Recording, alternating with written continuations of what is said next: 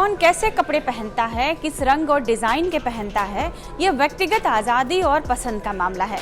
लेकिन आए दिन इस मुद्दे पर कोई न कोई विवाद उठ ही जाता है। कर्नाटक में हिजाब विवाद को ही लीजिए, जो जब तब अपना सिर उठा लेता है।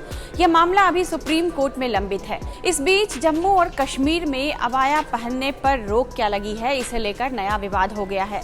श्रीनगर के रैनाबाड़ी इलाके के एक स्कूल में अबाया पहनने को लेकर विवाद छिड़ गया है, जिसे लेकर राज्य में अब सियासत भी तेज हो गई है।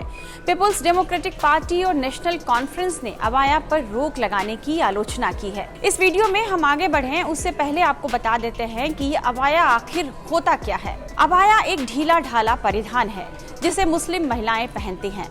यह उत्तरी अफ्रीका और अरब प्रायद्वीप में इस्लामी प्रभाव वाले जो कुछ इलाके हैं वहाँ की महिलाएं अक्सर पहनती हैं।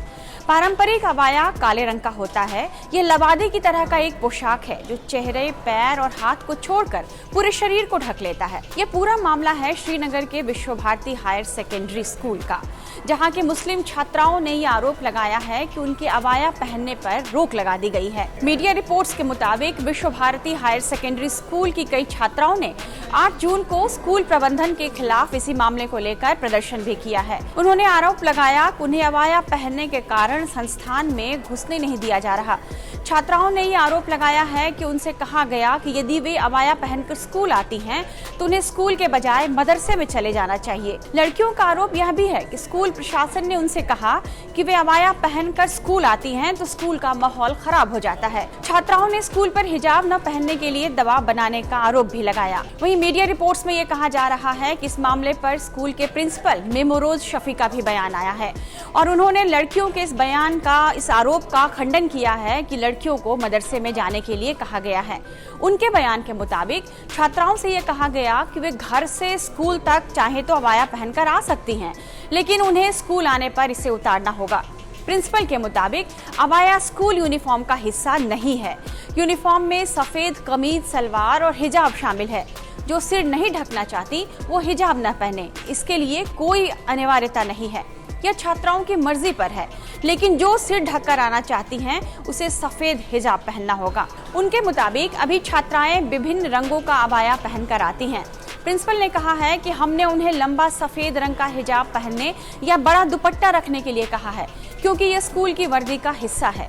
वे अलग डिजाइन वाले रंगीन अबाया पहनकर स्कूल आ गई, जो कि स्कूल वर्दी का हिस्सा नहीं है। स्कूल से निकला अबाया विवाद अब राजनीति के गलियारों तक भी पहुंच गया है। कश्मीर की कई राजनीतिक पार्टियों ने इस पर अपनी तीखी प्रतिक्रिया दी है। पीडीपी अध्यक्ष महबूबा मुफ्ती ने इसे धार्मिक स्वतंत्रता पर हमला करार दिया है। महबूबा मुफ्ती ने सरकार को घेरते हुए कहा कि यह विवाद कर्नाटक में शुरू हुआ और अब कश्मीर तक पहुंच गया है। हमें यह स्वीकार्य नहीं है, इस पर गंभीर प्रतिक्रिया होगी। उन्होंने कहा कि कपड़े पहनना निजी पसंद है, इसमें किसी तरह की बाध्यता नहीं होनी चाहिए। वहीं नेशनल कॉन्फ्रेंस के मुख्य प्रवक्ता तनवीर सादिक ने भी कहा है कि मुस्लिम बहुल केंद्र शासित प्रदेश में इस तरह की घटनाएं होना दुर्भाग्यपूर्ण है। हिजाब पहनना व्यक्तिगत पसंद होनी चाहिए। धार्मिक पोशाक के मामले में कोई दखल नहीं होना चाहिए। वहीं कुछ मीडिया रिपोर्ट्स में यह भी कहा जा रहा है कि अबाया पहनने पर रोक लगाने से आतंकियों ने स्कूल प्रशासन को धमकी दी है। आतंकी धमकी के बाद अब स्कूल प्रबंधन ने इस मामले पर माफी मांग ली है, लेकिन प्रिंसिपल के माफी मांगने के बाद भी यह विवाद अब थम नहीं रहा। आतंकियों ने प्रिंसिपल को देख लेने की धमकी दी है। आपको याद होगा कि कर्नाटक के उडुपी में 31 दिसंबर 2021 से हिजाब विवाद छिड़ गया था। एक सरकारी कॉलेज में जैसे ही हिजाब पहनकर आने वाली 6 मुस्लिम लड़कियों को क्लास में आने से रोक दिया गया तो यह विवाद शुरू हो गया। मामले ने इतना तूल पकड़ा कि कॉलेज के बाहर विरोध प्रदर्शन तक शुरू हो गए। 1 महीने तक बैठकों का दौर जारी रहा, लेकिन विवाद हल नहीं हुआ।